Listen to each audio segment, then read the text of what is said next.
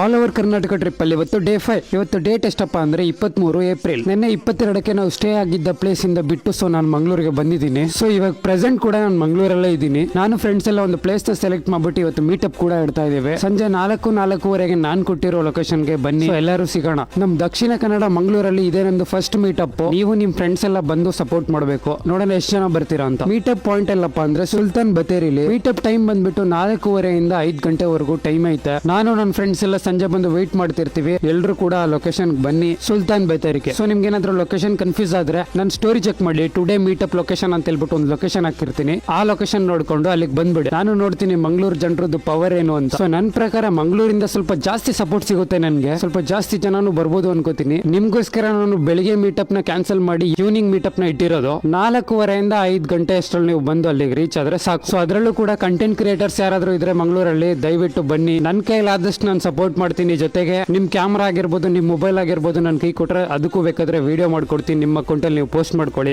ನಮ್ ಜೊತೆಗೆ ನೀವು ಕೂಡ ಬೆಳೀರಿ. ಫೈನಲ್ ಆಗಿ ಕೇಳ್ಕೊಳ್ತಿರೋದು ಇಷ್ಟೇ, ಕೊಟ್ಟಿರೋ ಲೊಕೇಶನ್ ಗೆ ನೀವು ನಿಮ್ ಫ್ರೆಂಡ್ಸ್ ಎಲ್ಲ ಬಂದ್ಬಿಟ್ಟು ನನ್ನ ಮಾತಾಡ್ಸ್ಬಿಟ್ಟು ಹೊರಡಿ. Love you all guys, bye, take care. Next ವಿಡಿಯೋದಲ್ಲಿ ಸಿಗ್ತೀನಿ.